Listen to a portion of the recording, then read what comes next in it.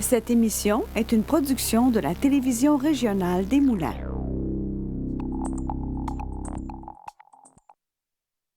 Aujourd'hui, au bulletin, la course est officiellement lancée pour la partielle dans Terrebonne. Entrevues et reportages sur le sujet. Fin de saison pour les Cobras de Terrebonne. On en discute avec l'entraîneur-chef et directeur général Robert Dubuc. Et le projet de contournement du noyau urbain de Sainte-Julienne continue de faire réagir. Je suis Charles Lantier et bienvenue à votre bulletin d'actualité régionale.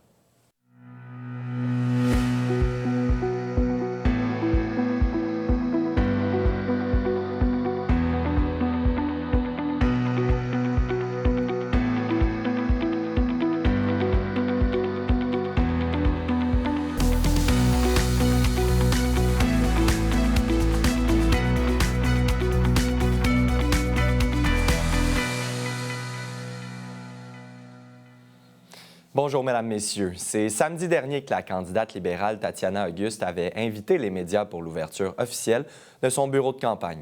Pour l'occasion, plusieurs députés libéraux étaient présents, en plus de la ministre de la Santé, Marjorie Michel. TVRM y était. Voici le topo.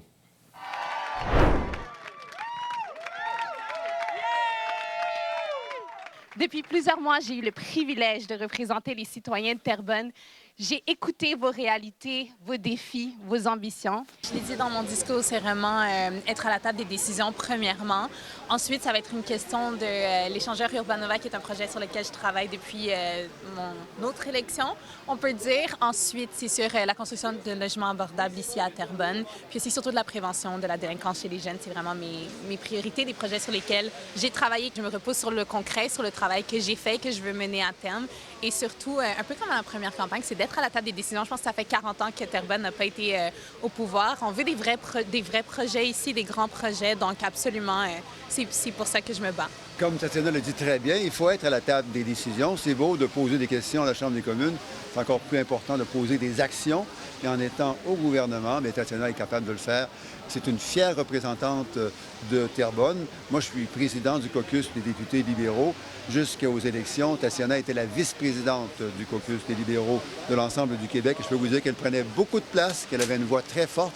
Et j'espère que Terrebonne, les gens de Terrebonne vont prendre cette occasion pour réélire Tatiana pour que son travail qu'elle a déjà commencé à faire puisse continuer. J'ai espoir, moi, qu'on élise Tatiana. Ce sont les gens de Terrebonne qui vont décider, évidemment, si on veut être à la table des décisions, travailler fort pour notre communauté, ou si on veut être dans l'opposition et avoir moins de voix et de force pour les gens de la circonscription. C'est sûr que ça démontre le support que j'ai de mes collègues, puis vraiment, ça me donne beaucoup d'énergie de voir plein de membres de la communauté ici de Terrebonne venir me supporter. Donc, ça montre aussi, je pense que ça part du travail que j'ai fait. Jusqu'à présent, j'ai été une députée présente, enracinée dans cette communauté. Et je pense que c'est c'est une petite tape dans le dos pour le travail que j'ai fait puis que je vais continuer à faire.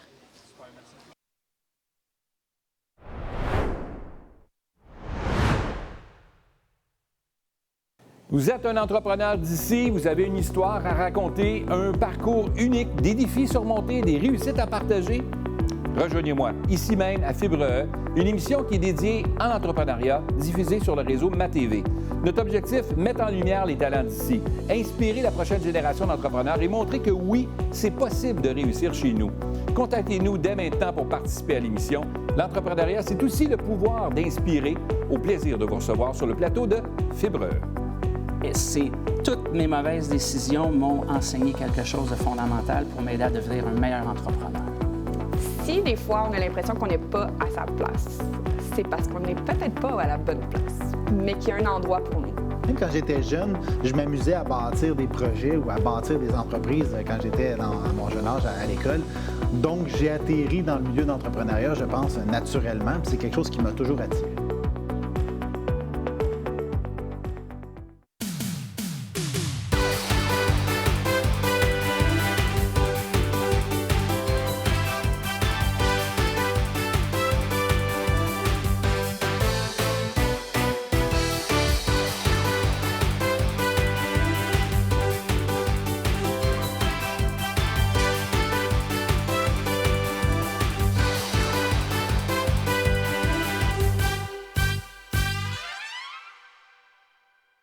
Rendez-vous sur le site de tvrm.ca consultez votre programmation, vos émissions et l'actualité dans l'anneau d'hier. Si vous désirez revoir ou si vous avez manqué un épisode, n'ayez crainte, toutes vos émissions se retrouvent sur votre site Internet. Devenez membre de TVRM, c'est contribuer au développement de sa mission et de sa communauté. Ne manquez pas votre bulletin en direct le mardi et le jeudi midi pour être informé de tout ce qui se passe dans votre région et plein d'autres émissions sur votre communauté. La télévision régionale des Moulins, pour voir et être vue.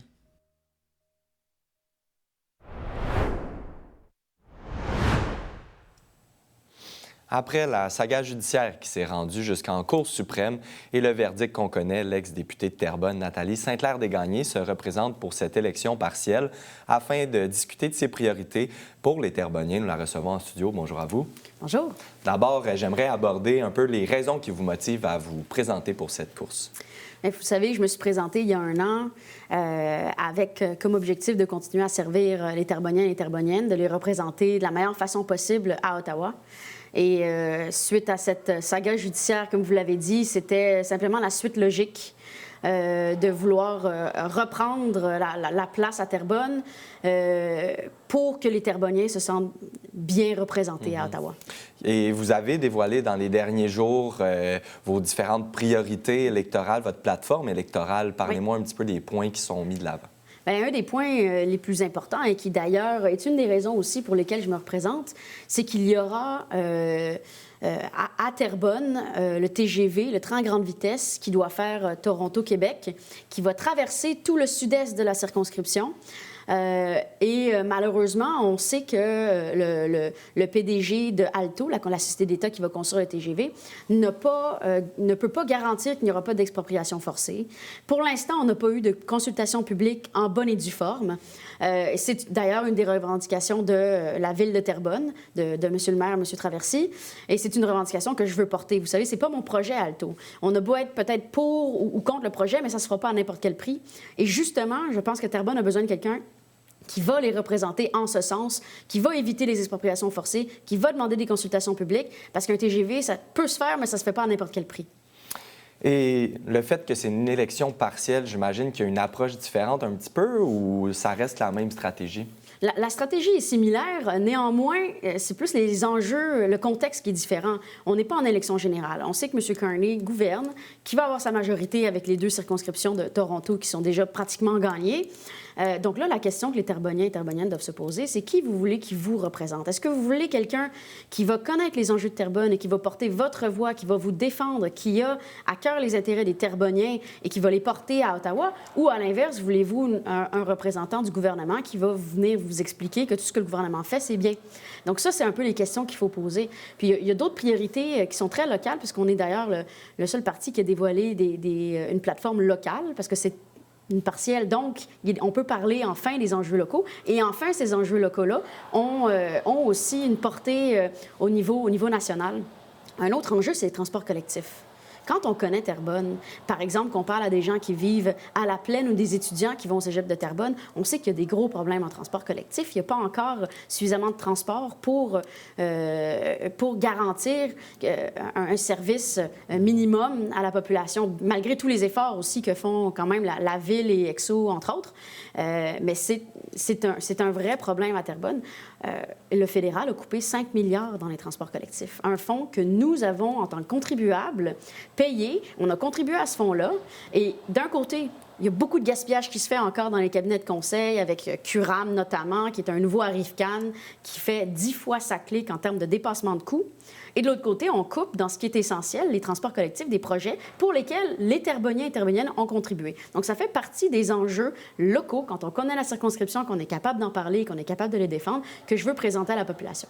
Ça va très vite, une campagne électorale. Parlez-moi de qu'est-ce qui vous attend pour la suite des choses. Bien, pour l'instant, on est déjà en 2e semaine. Il en reste presque 4. Donc, on va continuer à être sur le terrain, à parler au maximum des gens. La réponse est très bonne. Je pense que les gens comprennent de plus en plus, justement, que c'est important d'élire une personne qui les représente et non l'inverse. Donc, on va continuer à être à l'écoute des gens, à la rencontre des gens. Et je vais continuer à faire campagne pour tous les Terrebonniens. Peu importe leur origine, c'est important pour moi. On est d'abord Terrebonniens quand on habite à Terrebonne. On est d'abord Québécois. Et donc, moi, je m'adresse à tout le monde, à tous les citoyens de Terrebonne et je leur demande de m'accorder ce privilège de les représenter à nouveau. Merci beaucoup, Mme Saint-Clair-Desgagnés, d'avoir été de passage aujourd'hui en studio et bonne campagne. Merci à vous.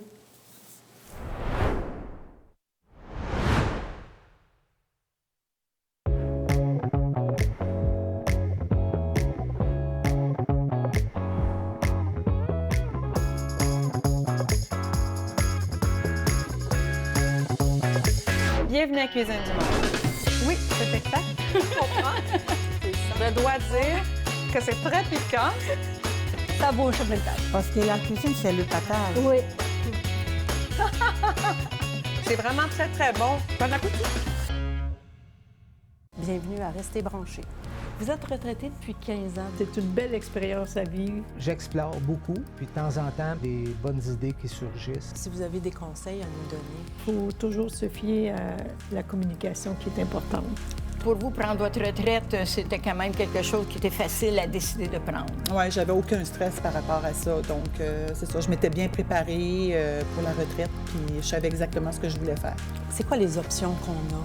La socialisation est très importante. Très important. Vous avez combien de bénévoles à peu près? On est à 95 bénévoles présentement. Oh, 95, ouais. C'est beaucoup. J'aime le faire du bénévolat. J'aime les gens.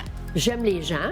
On a une plateforme qui s'appelle jebénévole.ca. Je pense que c'est intéressant de voir qu'il y a des gens qui sont capables de faire des belles choses tout en étant à la retraite. Ça occupe notre mental. Oui. Et ça nous aide à bien vieillir.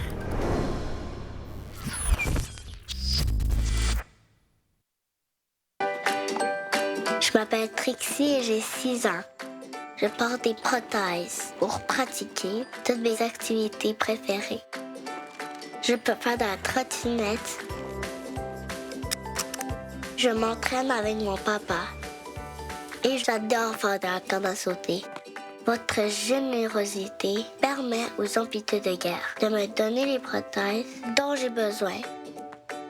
Merci!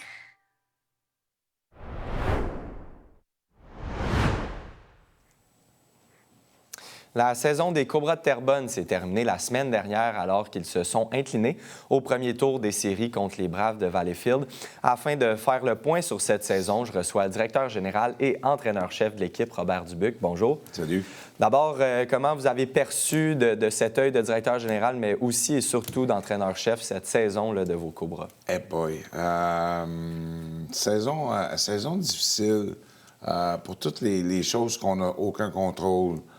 Blessures, des changements dans la vie personnelle des joueurs, tu sais, commencent à travailler, l'école. Je te dirais que c'est probablement la saison la plus difficile depuis que j'étais avec les Cobras à ce niveau-là. On avait de la difficulté à voir nos joueurs aux entraînements à cause soit du travail, de l'école, tout le kit. Fait que la situation a changé. Je te dirais que l'année passée, on était excités. On avait identifié vraiment un groupe de joueurs. Puis c'était tous des gars qui avaient grandi ensemble, toute la kit. Sauf que ça n'a pas collé. Ça n'a pas collé. On a eu un paquet de blessures. On a eu des joueurs qui ont eu de la difficulté à s'intégrer. Fait qu'il a fallu faire beaucoup de changements. Je te dirais, je pense que jusqu'à Noël ou avant Noël, on était derniers dans la ligue. J'ai jamais vécu ça. On a fait des changements, on a été capable de renverser la vapeur, quelques changements, quelques transactions, puis on a fini fort pour finalement rentrer. Là, on visait la 10e position qui était les séries, puis on a devancé le Phoenix de Montréal. Fait qu'on a fini 9e, mais encore là, mon dernier mois, là, tu sais, j'avais mon capitaine qui était blessé, j'avais belle avance, j'avais 4 de mes 6 défenseurs. Ils ont soit pas joué ou joué blessé. Fait que ça a été difficile. Oui. On en parle 20 ans comme entraîneur-chef de l'équipe. Félicitations tout d'abord. Merci. J'imagine que c'est une fierté pour vous, mais vous en avez parlé cette saison-là. C'est encore de la nouveauté. Il y avait encore des points, je pense, qui vous ont fait grandir peut-être au niveau de cette saison. C'est sûr. J'ai dû travailler beaucoup plus fort. Tu sais, à titre d'exemple, là... Cette année, j'ai regardé mon avantage numérique, elle s'est tenue à l'entour de 26-28 % qui est beaucoup. C'est un beau chiffre. Mais j'avais pas de corps arrière. Mais les gars ont tellement travaillé fort, ils ont embarqué, on a fait beaucoup de vidéos, beaucoup d'entraînements. Fait que ça m'a forcé à faire plus de vidéos, plus de préparation, plus de rencontres individuelles, ce que je faisais pas, je dirais, les 4-5 dernières années. Là, on avait une équipe qui était établie, puis on en faisait, mais beaucoup moins que cette année. Fait que l'acquisition de Bobby Dallas, tu sais, Bobby a joué 600 matchs dans la Ligue nationale. Là. Fait que quand il est arrivé au mois de novembre, je te dirais, là, c'était un plus. Là, il était avec le Phoenix de Montréal. Il s'est venu travailler avec moi. On a travaillé associé. Il a pris le désavantage, moi l'avantage. Fait que ça a été un gros plus aussi. Là. Après ça, ben, tu sais, un paquet de facteurs là, qu'on n'avait aucun contrôle, comme je te disais tantôt. Mais sinon, c'était une année où j'ai dû revenir comme 15-20 ans. J'ai appris beaucoup de choses. Il y a des affaires que je faisais même plus, que j'ai recommencé à faire. Fait que ça m'a forcé à devenir un meilleur entraîneur encore. C'est une question en deux temps, mais j'aimerais qu'on parle de la suite des choses. Autant pour vous, qu'est-ce qui s'en vient, que pour l'équipe, peut-être en deuxième temps? Pour moi, j'ai manqué ma 20e. J'avais des grands projets pour la 20e. On n'a pas été capable d'identifier, de trouver les joueurs. Tu sais, on a joué à 2-3, 20 ans toute la saison. Puis habituellement, une équipe établie qui va aller loin, tu sais, il y a 5-6 bons 20 ans. Je ne l'ai pas trouvé cette année, fait que on s'est remis en mode travail depuis... On a été éliminés mardi passé, puis depuis en fin de semaine... on a fait, OK, l'année prochaine, parce que le noyau qui revient, il est fort. On connaît nos bonhommes, on sait, ils nous connaissent aussi. On a amené 2 gars qu'on avait repêchés l'année passée pour le dernier match des séries, les jumeaux Marino. On les a amenés, on les a fait jouer avec nous autres. Ils ont été dominants.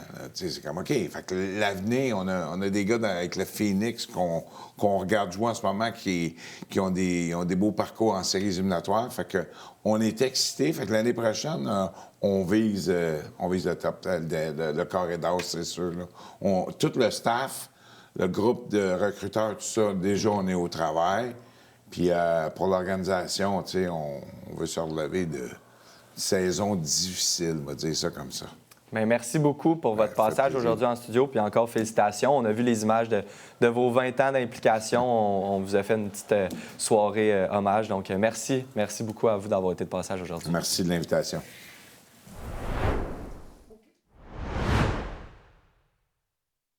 Salut tout le monde! Ici Daniel Grenier pour vous parler des télévisions communautaires autonomes. Et si ce médium n'était pas là, voici à quoi ressemblerait mon message. Ça aurait pu être beaucoup plus triste si j'avais rajouté cette petite chanson triste. Mais bon, là n'est pas le point. Diversité de contenu, gestion indépendante locale, sans oublier une participation active à la communauté. Ensemble, encourageons les télévisions communautaires autonomes. J'ose ma télé communautaire.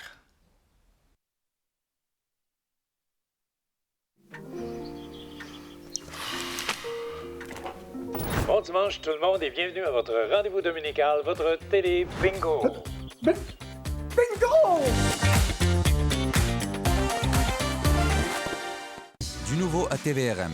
Regardez toute la programmation en continu sur tvrm.ca/en direct. Que vous soyez fan de musique, de culture ou d'actualité, ne ratez pas cette chance de suivre les événements et les personnalités de votre région.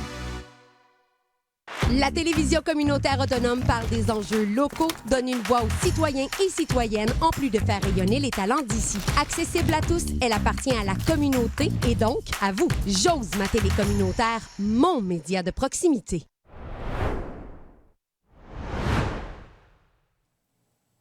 Pour sa 4e édition, le Festival de la Saint-Patrick à Rawdon a rassemblé pas moins de 10 000 festivaliers venus célébrer l'héritage irlandais à travers 3 jours d'activité.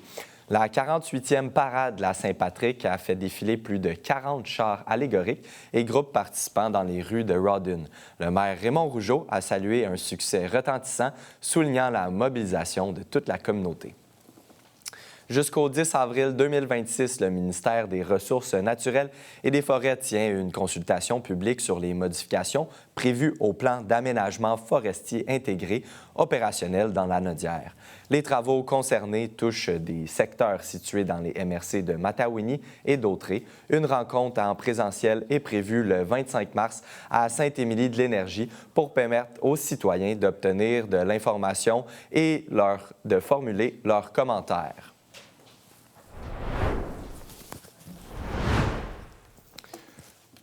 Le projet de contournement du noyau de Sainte-Julienne fait par la route 125 continue de faire réagir. D'un côté, des élus y voient une solution à la congestion et aux enjeux de sécurité. De l'autre, des citoyens s'inquiètent de ses impacts sur l'environnement et sur leur qualité de vie. Naila, où est rendu ce dossier?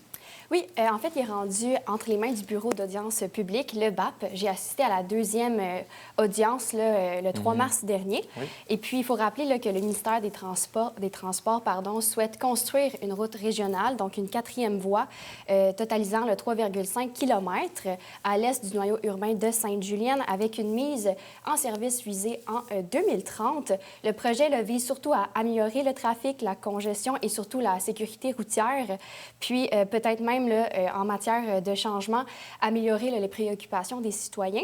Puis, j'ai parlé avec le maire de Saint-Esprit et le maire de Sainte-Julienne pour connaître leur opinion et leurs propositions à ce sujet. Donc, on va pouvoir aller les écouter. Présentement, à Sainte-Julienne, il y a une grosse congestion, une grosse problématique pour la sécurité des citoyens. Les gens viennent de partout pour aller vers le nord. Le nord se développe beaucoup. Il y a beaucoup de gens qui partent de la fin de semaine, les vendredis, samedis, dimanches, qui circulent entre Montréal, Laval et le nord, touristiquement parlant. Et ça crée encore plus de congestion. Mais même la semaine, présentement, c'est congestionné à Sainte-Julienne. Et Waze et Google Maps nous fait passer par ailleurs parce que c'est congestionné, ça 125. Donc, à Saint-Esprit, sont impactés. Nos rues du village sont impactées. Ça joue beaucoup sur la sécurité des citoyens. L'autre été, il y a eu un enfant qui a été frappé par un automobiliste qui a voulu contourner le trafic. Et l'enfant a volé dans le vide de l'auto. Une chance qu'il avait un casque parce qu'il serait probablement mort. Okay? Mais il ne faut pas attendre qu'il arrive un drame dans notre village pour faire une voie de contournement. Puis quand on dit la pollution, c'est vraiment, vraiment polluant. Ça n'a aucun sens. Les camions, tout ça arrête, ça repart. Ça n'a pas de bon sens. Ça prend absolument ça, puis ça prend une phase 3 qu'à un moment donné, ils vont peut-être en faire une. Mais tu sais, nous autres, on est quand même des chemins, où ce qu'on est là, c'est impacté à peu près pour 10 000 chars. On est rendu à 18 000, puis on va monter à 22 000 avant longtemps. Donc, veut pas, on ne rapetissera pas, on va encore empirer. On parlait du côté économique, mais moi, je suis conscient, et j'en suis un. Je reste plus à l'ouest dans Sainte-Julienne. Et les fins de semaine, je viens jamais magasiner à Sainte-Julienne. Je vais dans le village d'à côté. Donc, l'économie de ma municipalité est hypothéquée par le fait qu'il y a une congestion. Beaucoup de gens vont magasiner ailleurs parce que c'est pas allable dans nos commerces présentement à Sainte-Julienne. Vous savez, ceux qui sont peut-être contre ça, il faudrait qu'ils pensent qu'à long terme, on ne s'améliorera pas si on ne fait pas de quoi. On va être congestionné encore 2 fois plus encore. C'est tout l'ensemble. Mobile 125, c'est ça. C'est la pensée de 8 maires quand même ensemble, plus notre député, qu'on travaille tout là-dessus. Fait que, tu sais, on n'est pas parfait, mais je vous dis qu'on est à l'écoute. Ils sont favorables au contournement et soutiennent que la situation actuelle est devenue difficile à gérer. Selon eux, cela nuit aussi aux services d'urgence comme l'ambulance, les pompiers, les policiers. Puis, parfois, il pourrait avoir de la difficulté à se déplacer pour aller gérer ce qui se passe à la circulation. Et du côté des citoyens, qu'est-ce qu'ils en pensent? Oui, de leur côté, il y a plusieurs citoyens qui craignent surtout que cette voie de contournement ne va pas régler la situation ou va créer des problèmes à long terme. Certains remettent en question son efficacité réelle, puis tandis que d'autres dénoncent même les impacts qu'il pourrait y avoir sur l'environnement et sur les milieux naturels, fauniques, puis ainsi que le bruit et surtout la proximité de la future route avec les résidents déjà présents sur place. Donc, on va pouvoir aller écouter 3 d'entre eux qui ont donné leur opinion lors de l'audience publique. Mon travail, c'est de représenter tous les citoyens qui sont contre la voie de contournement. La majorité, je vous dirais, c'est beaucoup un enjeu de sécurité qui est ressorti parce que la voie de contournement ne réglerait pas, en fait, l'enjeu de sécurité. Le tracé, il traverse 19 peuplements forestiers distincts, 5 cours d'eau, des étangs, Il y a des espèces animales en situation précaire, donc 30 espèces qui sont sur le tracé. Il y a 5 espèces végétales qui sont sur le tracé. Il y a 30 milieux humides aussi qui devraient être protégés. Il y a des ravages de Virginie aussi qui sont sur le tracé. Oui, on est plusieurs habités proches de cette voie de contournement-là. Mais si on se bat contre, c'est pas parce que ça passerait derrière chez nous, mais plutôt parce que ce projet-là, selon nous, selon nos connaissances du territoire, réglerait pas le problème. À mon avis, ce projet-là, je crois que c'est nécessaire en fait de faire des interventions au niveau de la 125 parce que c'est vraiment un problème majeur au niveau des impacts qu'il peut y avoir par rapport à la sécurité routière. Puis aussi, au niveau de la qualité de vie des gens qui sont dans le noyau villageois. Par contre, le point qui me chicote un peu par rapport à ce projet-là, c'est que par rapport aux sommes qui sont investies, je crois sincèrement qu'on pourrait faire mieux en gardant l'emprise routière existante, tout en protégeant les milieux qui sont les milieux naturels qui sont proposés par le promoteur pour faire son projet. Que le sentier de motoneige ne peut pas être déplacé présentement. Puis là où ce qui passe, c'est exactement où ce que la voie de contournement va passer. Donc, il n'y a pas de manière pour le sentier de motoneige d'être bougé. Donc là, en ce moment, les pistes de solutions qu'on a eues à ce jour, en ayant aussi une rencontre avec le MTQ qui a été très informative, c'est qu'il y a de très fortes chances qu'il n'y ait pas de solution possible présentement pour conserver le sentier VHR. C'est important de savoir aussi que le sentier VHR et les sentiers vélos sont concernés ensemble. Donc, le débat porte autant sur la circulation que sur l'intégration du projet dans son milieu. Mais tout le monde semble s'entendre sur un point. Il faut gérer la situation. Il faut que ça change. Puis, les dernières actions du projet sont le dépôt du rapport au ministre au plus tard le 2 juin et la publication du rapport qui sera fait dans les 15 jours suivants ce dépôt-là, le 2 juin. Merci beaucoup, Naila. On continue de suivre ce dossier et on se retrouve ce jeudi. Merci.